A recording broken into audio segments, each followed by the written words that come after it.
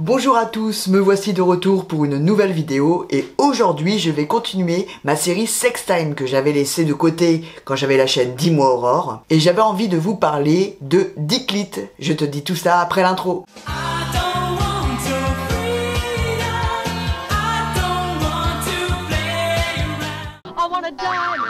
Le Dicklit, c'est le fait que le clitoris grossit sous l'effet de la testostérone. Alors je n'ai pas de schéma vraiment pour te montrer, mais tu peux regarder sur Google, si tu tapes Dicklit, tu trouveras des différentes images. Donc en gros, quand on prend des hormones, notamment de la testostérone, le clitoris grossit et devient en fait en gros un mini pénis.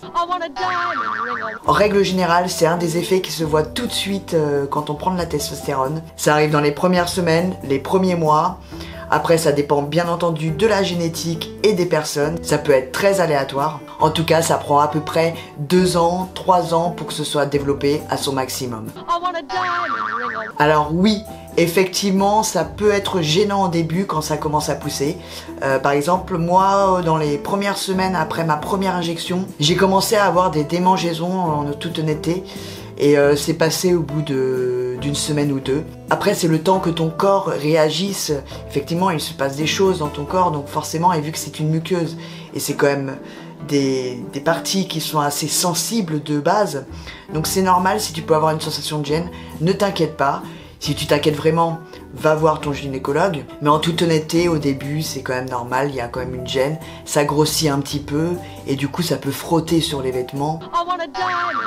Alors là, il ne faut pas rêver, il ne faut pas s'attendre à avoir la vraie taille d'un pénis d'un homme cis né homme à la naissance, je précise. Donc bien évidemment, la taille peut varier selon la génétique, selon si ça sort ou pas, parce que des fois ça peut ne pas sortir forcément. En tout cas, en moyenne, c'est entre 2 et 5 cm maximum.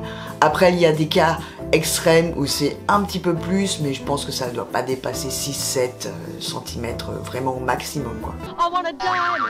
Alors effectivement, c'est une des choses qui sont définitives lorsqu'on prend des hormones et que par exemple si je voulais arrêter et revenir en arrière, c'est quelque chose qui restera tout le temps, tout comme la voix. Voilà, il y a certaines choses qui sont irréversibles, mais je referai une vidéo où je dirai toutes ces choses-là. En tout cas, moi, je suis tellement sûr du chemin que je prends que je vais pas refaire marche arrière, mais il faut le savoir que c'est quand même quelque chose de définitif et ça ne redeviendra jamais comme avant. Alors oui, les rapports sexuels ou la masturbation peut être complètement différente, les sensations sont complètement différentes. En fait, vraiment, il y a vraiment la sensation d'avoir une peau et un gland comme un mini pénis. Donc effectivement, lors de la masturbation ou d'un rapport sexuel, les sensations sont différentes. Donc il y a plein d'hommes trans qui justement redécouvrent une sexualité. Donc il y a aussi le fait qu'à un moment donné, quand le Dicklit grossit et a sa taille maximale, il est possible d'avoir des érections. Et dans le meilleur des cas, pour certaines personnes, ceux qui sont prédisposés à avoir un Dicklit assez grand, il peut y avoir pénétration avec certaines positions sexuelles avec une femme par exemple. Il y a vraiment des choses qui changent dans la sexualité, il faut en prendre compte. Concernant la douche quotidienne, effectivement il faut bien nettoyer. En fait il faut faire comme les hommes cis, où il faut bien décaloter, enlever la peau du clitoris, enfin du gland, parce que maintenant ça a plus l'apparence d'un gland. Donc bien faire attention à bien nettoyer à l'intérieur de la peau avec un gel intime. Et voici la fin de la vidéo, j'espère qu'elle t'aura plu. Je vais continuer à faire cette série Sextime de temps en temps.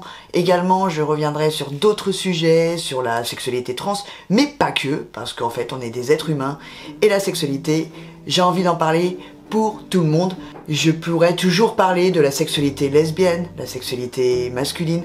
Je peux parler de plein de sujets divers, peut-être de la psychologie aussi sexuelle. Donc c'est le but que j'ai pour cette chaîne, c'est de pouvoir élargir et de pouvoir parler à toutes les personnes qui ont besoin de conseils ou qui ont besoin de se renseigner ou qui sont tout simplement curieux. N'hésite pas à poser des questions en commentaire, je me ferai un réel plaisir de faire des recherches si je connais pas la réponse ou de t'y répondre immédiatement si je connais bien évidemment la réponse. Donc n'hésite pas à me suivre sur tous mes réseaux sociaux, notamment sur Instagram, TikTok, pour suivre mon évolution. Et je te dis à très vite, bye bye.